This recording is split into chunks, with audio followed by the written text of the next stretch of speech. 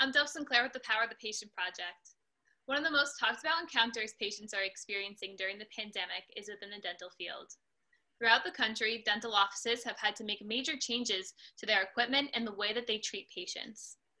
With me today is Dawn Sinclair, who has participated as a dental hygienist for over 18 years. Dawn also owns her own company that focuses on CPR and first aid training, so she's a true advocate of protecting the patient. Dawn considers herself a woman with drive to help her community in any way possible. So today we will be discussing how patients can feel safe visiting the dentist and ways that they can protect themselves as the pandemic continues. Welcome, Dawn. Thank you for joining me. Thank you for having me, Dove. So what are the new precautions and protocols that dentists and dental hygienists are taking into the office? So most of the new protocols that we're doing have to do with managing the aerosols in the office. As far as having to do with disinfecting our instruments, our equipment, things like that, ever since the mid-'80s when the AIDS awareness came out, the CDC really got strict with dental offices back then. So we were already pretty top notch with as far as the disinfecting and the sterilization of our equipment. So the only thing that really changed was managing the aerosols. A lot of dental offices had the open floor plan. So there was no walls in between the operatories. And this was designed because the theory was it made people feel more comfortable if it was the more open design. And because of the now pandemic, we actually had to wall those off. So other operatories that did have sheetrock walls around the edges but didn't have a door had to get something put up for that. So you'll actually see quite a bit of shower curtains. They seem to be the most popular item that we, many of us dental offices use to help divide. The other things is air purifiers. So there's usually an air purifier in every operatory that you'll see. It's not a fan, it's an air purifier. So please expect it be a little chilly when you go into the dental office. So definitely bring a sweater. Then what else did we do besides the air purifiers? Oh, some dental offices actually have like extra filtrations or UV lights in their ductwork. So that's something a patient wouldn't see, but they can definitely ask when before their appointment what they have done, and the front desk person who answers the phone should be able to let them know whether it's going to be something they have in the ductwork or if it's going to be something they'll see in each operatory. A few of the other things we had to do as far as ourselves, we do wear a little bit more PPE than we did before. We used to have these more breathable type of lab coats. Now we pretty much are wearing a garbage bag for a lab coat. It's plastic so that you can wipe it down in between each patient.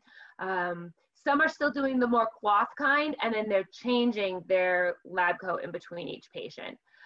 Definitely the more cloth ones are more breathable. Our particular office has the plastic ones that are wet down, so it's very hot.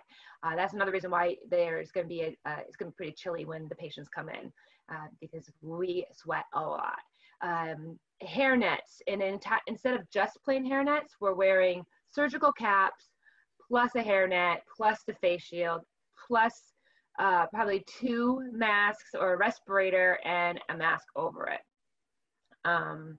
So it's very hot and hard to breathe. It's kind of like swimming all day is what I feel like. Yeah, there's quite a few changes. Thank you. Yeah. So what are some things that patients should expect coming to the office today? And should they be doing anything differently?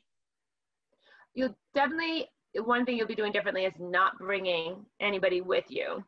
So you're going to probably call and say you have arrived in the parking lot, just like many of the other medical fields are doing. And then they'll call you when they're ready for you to come in. You'll come into the office. So that way you're not really sitting down in the waiting room.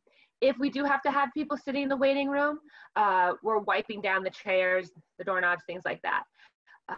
Definitely wearing gloves. If patients wear gloves coming in, that really is not helping them at all. If you come in and sit in my dental chair and the patient is wearing gloves, I'm going to ask you to take them off because you've touched things coming in. I'd rather you use the hand sanitizer as soon as you sit down.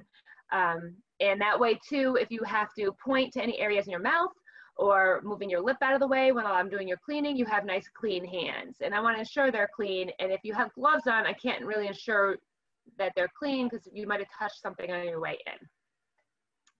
So the other thing is, yeah, don't bring anybody with you. I would also try to leave as much as you can behind. Bring in your form of payment, your cell phone, your keys, keep them in your pocket. Don't bring any big, huge purses in. If you do, you should wipe them down when you go home or before you get into your house. And if you can keep your coat at home too, the less you bring in, the better.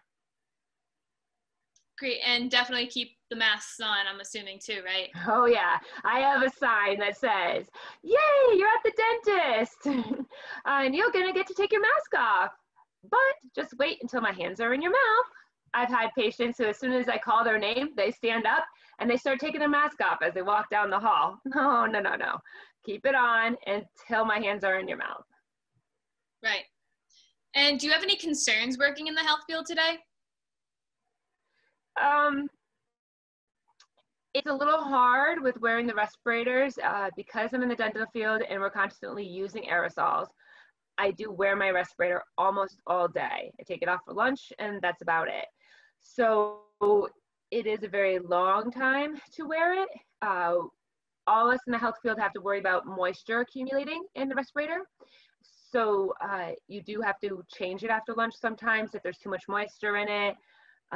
You can get secondary infections with the respirator, like secondary, like upper respiratory infection. Along with everything else that you're getting, the pimples, the, marks on your face,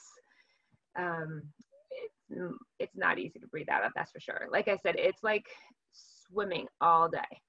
And that, how you go to the beach and you're swimming all day and you're going underwater a lot. That's what it feels like by the end of the day. It's tiring. In the beginning, I was extremely tired. It did get easier though, but in the beginning, I could hardly even sit through dinner with my kids.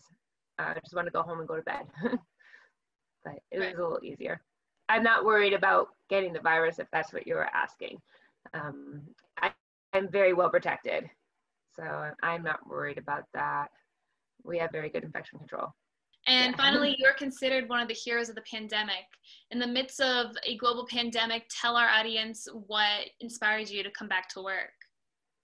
Well, I don't think I'm a hero, but thank you. I'm just a regular person who doesn't want to sit still. So even when I was laid off, before my employer called me back, I decided to add an entity to my own business of first aid and CPR. So I was OSHA certified, and I took classes in accordance to help protect my people by going around doing respiratory fit tests for other dental offices. Many of us in the dental field never wore a respirator before. We wore surgical masks, but never a respirator. So it was definitely a learning curve. And since I had learned a lot of how to do it, I decided to go and help protect my people and go out to the community and do that. So I did that all across Connecticut and southern Massachusetts. Went around doing respiratory fit tests to make sure that all the healthcare providers that were wearing a respirator had it properly fitting with no leaks or gaps in it.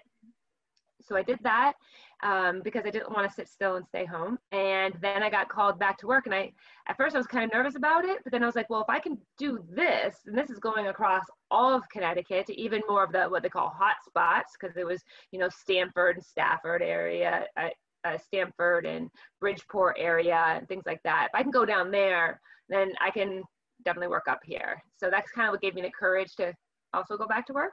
Mm-hmm. So, but I wouldn't say I'm a hero.